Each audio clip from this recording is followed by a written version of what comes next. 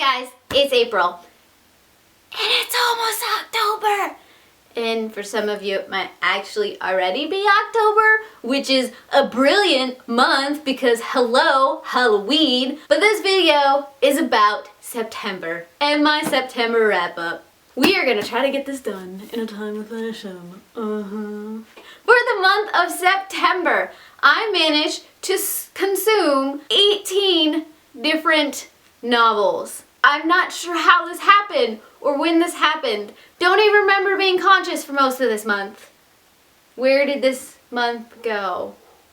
For the first part of the month, I did the BookBuddyAthon with Sammy over at the Barefoot Rambles, and I did a wrap-up video of that. So I'm not going to go into all of those books in depth.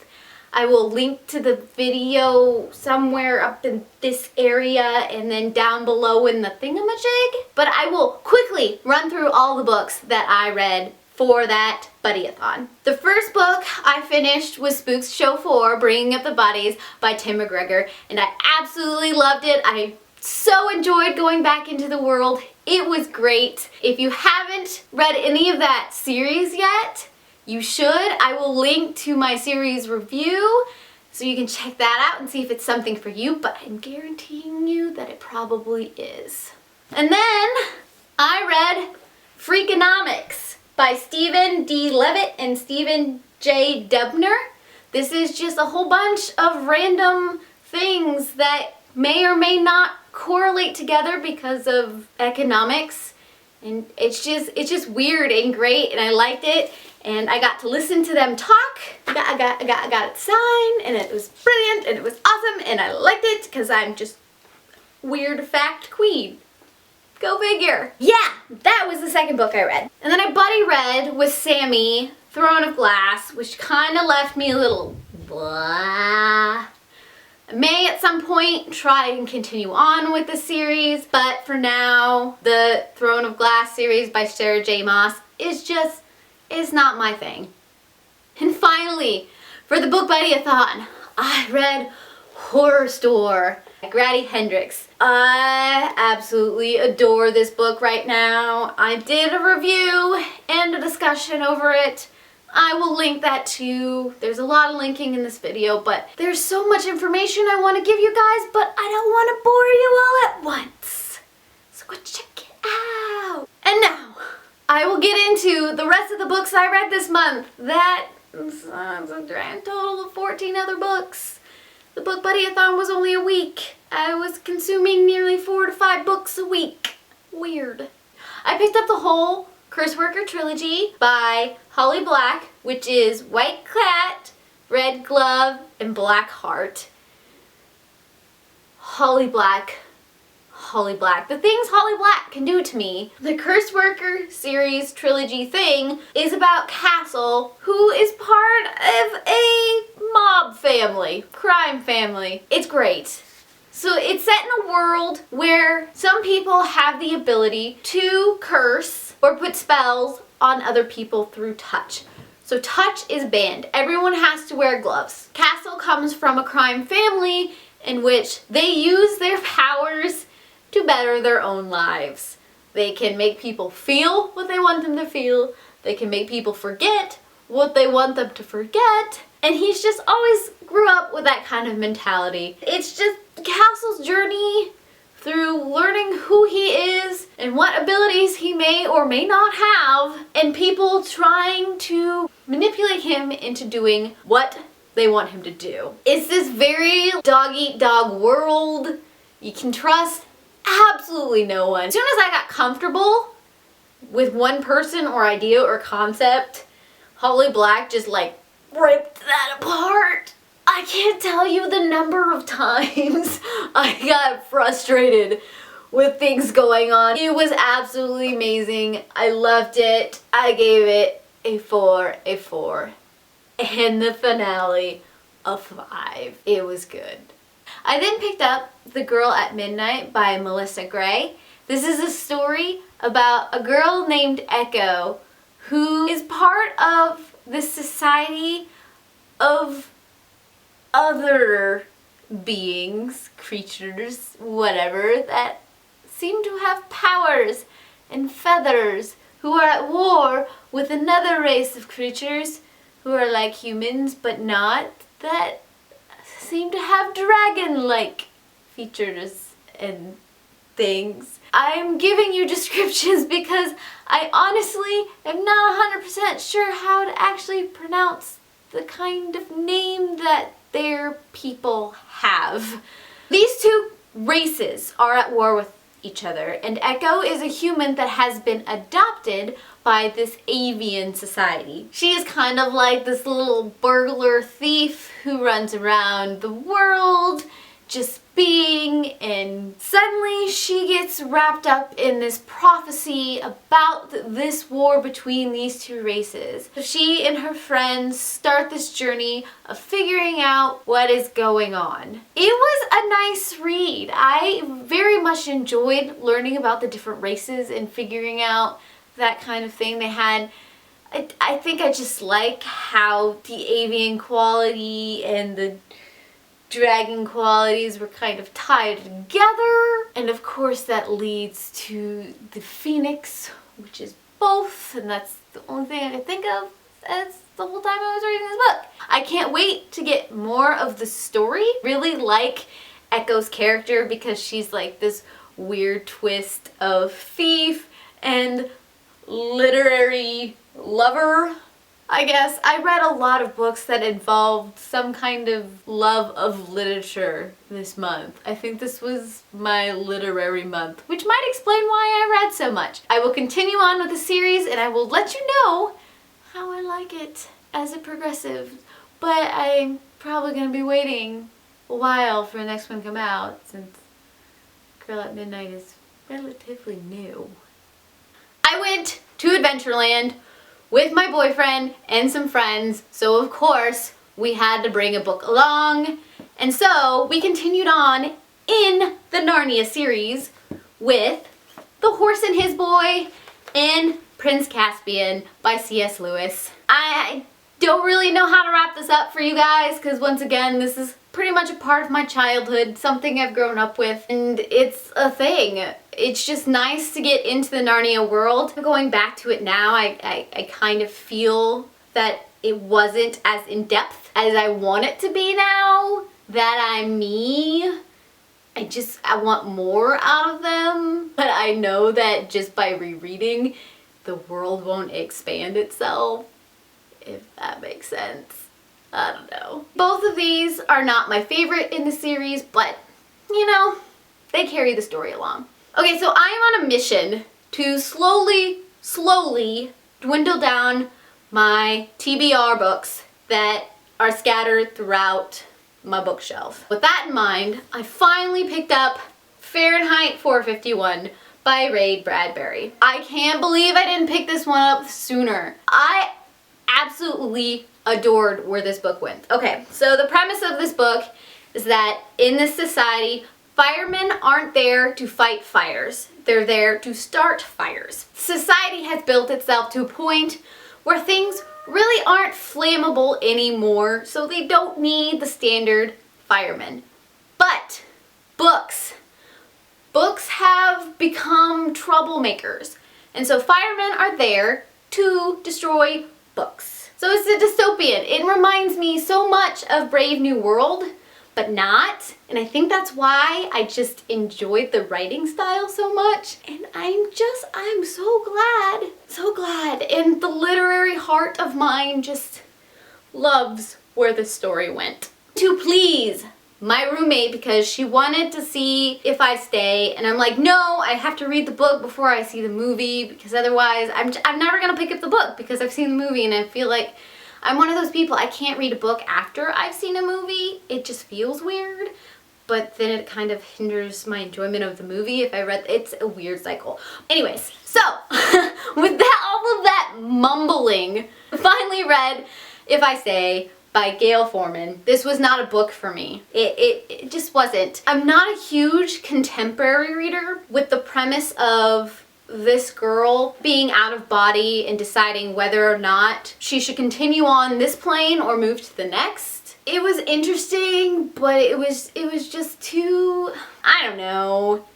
it wasn't my cup of tea. I ended up only giving it a 3 out of 5 stars. Lots of people love this book because it does dig into some, you know, human issues. I just found myself speeding through it and just wanting it to be over. So I found Elixir by Hilary Duff many years ago. I'll be honest, I was leery because it was written by Hilary Duff, but the premise of the book it totally sounded like something I would read. It is about a girl who, in her photographs, starts to notice that there's this guy in them. She runs into the guy, and it starts this whole weird journey into figuring out how they're connected and trying to find her father because he had disappeared for whatever reason.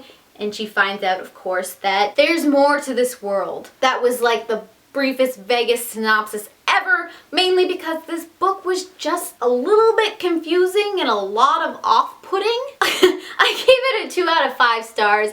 I really liked the fact that she was a photographer, which what drew me in to begin with, but it lasted for like a whole 50 pages, and then the rest of it was about, oh my gosh, this guy, he's so cute, and we're connected. Oh my gosh, we should be together. That was my dramatization of that book. It's safe to say that I will not be continuing on with the series, which is probably a good thing because I heard that it got even weirder as it went on. And then we finally got to Prisoner of Azkaban in my buddy read with my roommate. This is the 3rd month, so we read the 3rd book, and I really liked this book. I liked the break from the whole Voldemort storyline, even though it wasn't really a break. It was still there. I don't know. I guess it was just because we got introduced to the Marauders, and I absolutely adore the Marauders.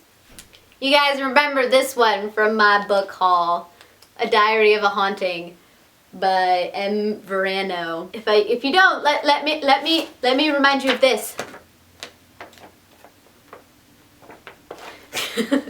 Yes, that is one of the main reasons I picked up this book, is because of the cover. Of course, I kept it because of the synopsis. Paige and her brother and her mother moved to a new town because of the divorce between their parents. And the house is a stereotypical haunted house. You got the insect infestation swarming where it doesn't make sense. Weird noises, hums, siblings acting weird in the middle of the night, creepy neighbors who live in the basement. It is written in a journalistic style. Paige, she keeps a journal online. You discover what's going on through her journal entries. This leads to some interpretation needed. You can very easily miss subtle hints and clues to what is going on. You can be left dazed and confused, and only later when you go back and you reread certain sections because of other entries that you finally start to understand what is going on. And I think it was that kind of investigative mindset that made me really like this book. I don't think I would have otherwise. I think if it had been anything other than this kind of journalistic style where technology kind of messes with entries, that I wouldn't have enjoyed it as much. I also want you to remember the author's name if you pick this book up. I saw, I believe, several other booktubers pick up this book recently and really like it because of the writing style and how lyrical and whimsical it was. I have had it on my bookshelf for so long that I decided it was just something that I needed to pick up and figure out if it was something for me. And that is Shadow of the Wind by Carlos Zuez Zafón. I'm sorry for any Spanish people out there that I just totally butchered that name. I did pick up this book and I did finally read through it. This is about a boy, Daniel, who comes into possession of this book, Shadow of the Wind, and falls in love with the story and the author, and so he decides to start to investigate more about this book and this author and figure out the history behind all of it. Takes a journey from his childhood up into his young adult years as he starts to piece together the author's life. It is a very whimsical and lyrical book. It is also a very, very dark book. It is one of those books that just kind of takes your insides and it all together. And it deals with some very deep topics and very disturbing topics. It's one of those books that you read and then you can't read something after it because you just have to deal with what it left behind. I did enjoy it. There are some very good quotes inside here. I think my favorite is when they compare men to light bulbs and women to irons. That's one of my favorite parts in this book. But yeah, it's not at all what I expected. I kind of expected a bit of a ghost-like read, but it was more of a dealing with humankind kind of reads. I don't even know how to describe that. This is a deep book, guys. To come off out of the Shadow of the Wind, I had to start picking up some very, very light reads because otherwise I was just gonna lose it. So I picked up The Supernaturalist by Ian Colfer. This is a middle grade read about a boy named Cosmo who's an orphan in a society that uses the orphans as human test guinea pigs. So most of the time they don't live past 11, 12, 13, 14, 15, 16. They don't have very full lives. Through a series of events, he finds himself out in the outside world and he finds himself able to see creatures that nobody else can. He bands up with a group of other children named the Supernaturalists to fight these creatures, deal with the politics in this futuristic city that is slowly deteriorating. The technology that they talk about is kind of fun. It completely satisfied my need to get something a little more lighthearted than Shadow of the Wind. And so I ended up giving this a 4 out of 5 stars because it was the right time to read it.